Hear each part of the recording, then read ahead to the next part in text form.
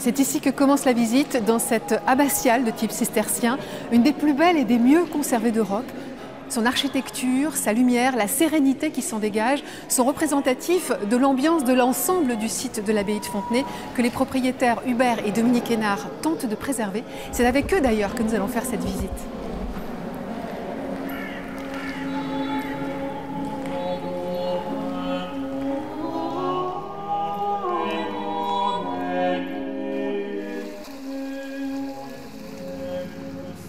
Hubert Hénard est notre premier guide.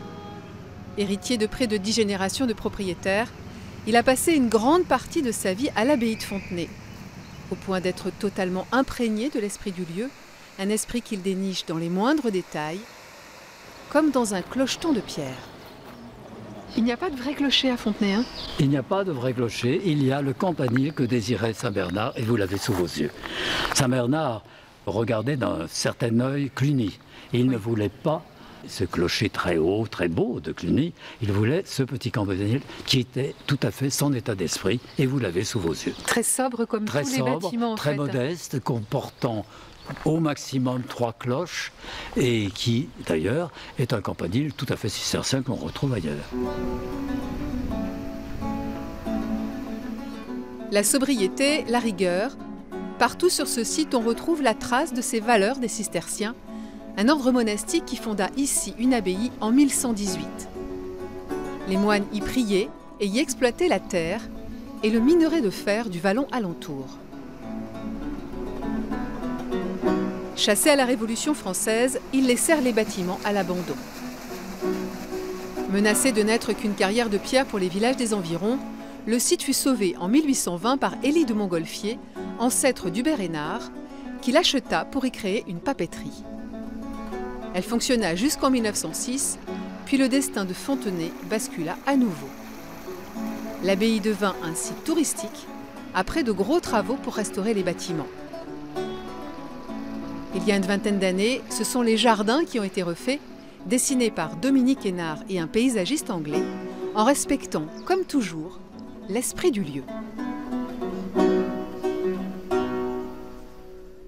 Vivant tout le temps à Fontenay, je voulais adoucir un petit peu l'austérité de Fontenay et avoir tout un circuit agréable de détente.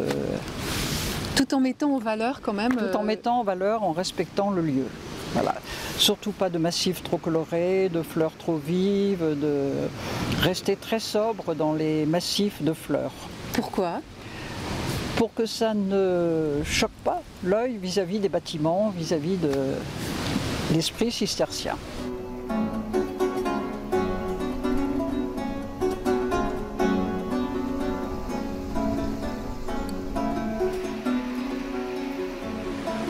C'est sous ces beaux tilleuls, la dernière scène du film Cyrano, la mort de Cyrano, a été tournée à cet endroit précis voilà, par Gérard Depardieu.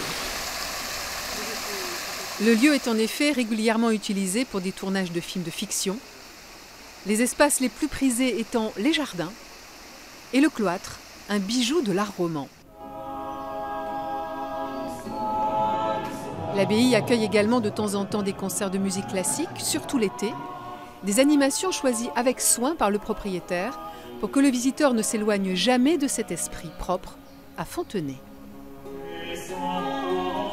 L'esprit de Fontenay, c'est au fond l'esprit qu'a voulu Saint-Bernard. C'est un très grand calme, une très grande plénitude et une très grande sérénité quand on entend la musique de l'eau qui coule dans la cascade, cette musique de l'eau de Fontenay et qui résume, je crois, tout.